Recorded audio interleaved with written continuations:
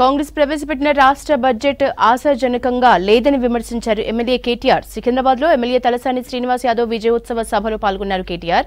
53,000 కోట్లతో 6 గ్యారంటీల్ని అమలు చేస్తామని ప్రజల్ని తప్పుదోవ పట్టిస్తున్నారని మండిపడ్డారు. రాష్ట్ర ప్రభుత్వం కేఆర్ఎంబీని కేంద్రానికి ధారాదత్తం చేయడాన్ని నిరసిస్తూ ఈ నెల 13న నల్గొండలో నిర్వహించే కేసీఆర్ సభను విజయవంతం చేయాలని కార్యకర్తలకు పిలుపునిచ్చారు కేటీఆర్. మన పార్టీని అట బీఆర్ఎస్ నట 100 మీటర్ల పొందుదవి అలా వాకి పెడతారట. ఆయన అవుతాడో తవడో ఏం చేస్తాడో నాకు తెలియదు కానీ ఆయనకు ఈ గడపాలు పట్టుకుని తిరుగుడు, గుణపాలు పట్టుకుని తిరుగుడు, తటపాలు పట్టుకుని తిరుగుడు, లంక బిందెల కోసం తిరుగుడు అలవాటునట్టుంది. అందుకే తవుడు గురించి మాట్లాడుతుంది. కానీ నేను రేవంత్ రెడ్డి యాద్ చేస్తున్నా.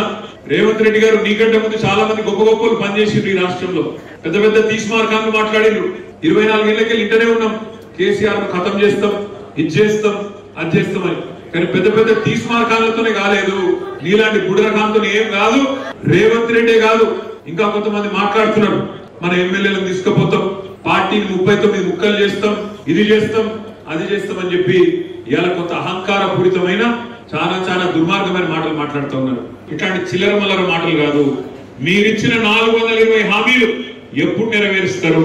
మీరు ఇట్లా చిల్లర మల్లర మాటలు మాట్లాడుకుంటూ చిచోర పనులు చేసుకుంటూ ఏదో రకంగా ప్రజల దృష్టిని మరల్చాలే, అటెన్షన్ డైవర్షన్ చేయాలని మీరు ప్రయత్నం చేస్తే ఎక్కువ కాలం ఈ నాటకాలు సాగవు. ఎందుకంటే ప్రజలకు అన్ని తెలుసు. ఇప్పటికే హైదరాబాద్ లో కానీ గ్రామాలలో కానీ చర్చ ప్రారంభమైంది. అయ్యో కేసీఆర్ గారిని కోల్పోయినాం, వీళ్ళ మాటలు నమ్మి అని చెప్పి ప్రజలు బాధపడతా ఉన్నారు. అందుకే నేను ఈ ప్రభుత్వానికి కూడా చెప్పే మాట ఒకటే, చిత్తశుద్ధి ఉంటే ఇచ్చిన మాట నిలబెట్టుకునే ప్రయత్నం చేయండి.